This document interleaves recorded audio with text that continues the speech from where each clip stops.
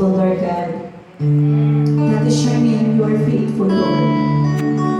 Hindi ka po, Panginoon, magkukulang sa amin noon, ngayon, at magpakailanman. Ikaw lang ang aming kalakasan, ang aming pag-ibig.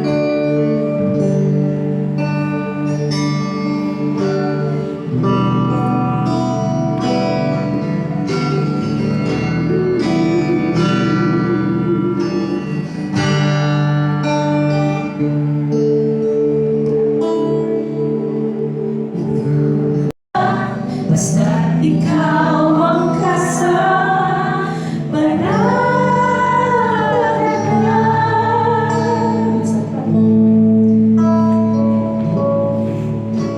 ikaw lang pag-asa ko, tanging ikaw ang buhay ko, Jesus. Kahit ako'y nangamba, basta ikaw ang kasama, panatag na. Kahit kailan, ikaw. Of Jesus. Okay. Pag sinabi kong love, ganito kay love. Oh, follow na lang. Tuturuan ni teacher. Love. Pag sinabing Jesus, ganito. Turo sa taas. Yan. Okay. The love of Jesus. Sweet. Sweet. Sweet and marvelous. The love. The love of Jesus. Sweet and marvelous. The love of Jesus. Sweet and marvelous. Bakit ang lirik na ba ganyan po? Oh, oh, sabi niyo. Oh, oh, sabihin niyo po. Oh, oh, wonderful love. Pag sabi wonderful, ganyan, and then love. Okay, okay gayahin si teacher. The love of Jesus, sweet and marvelous. The love of Jesus, sweet and marvelous. The love of Jesus, sweet and marvelous.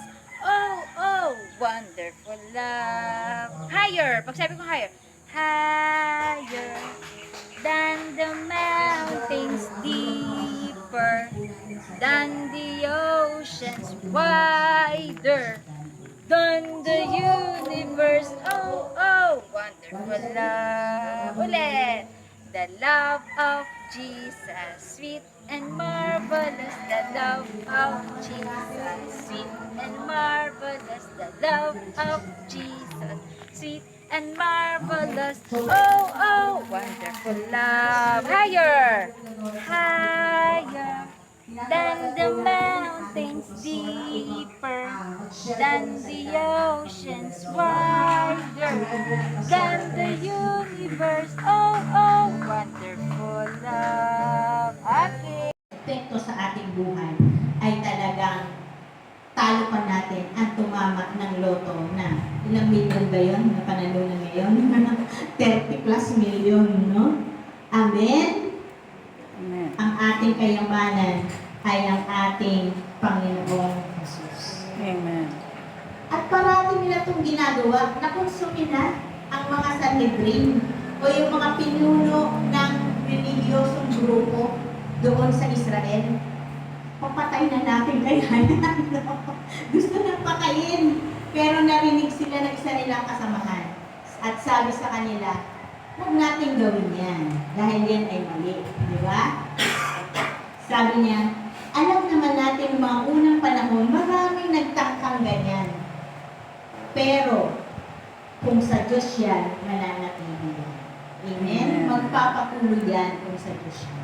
Kaya subukan lang natin, it will die a natural death kung hindi yan sa Pedro at Juan. Lalo na nang malaman nilang mga karaniwang tao lamang ang mga ito at hindi nakapag-aral. Nabatid nilang dating kasamahan ni Jesus ang mga ito.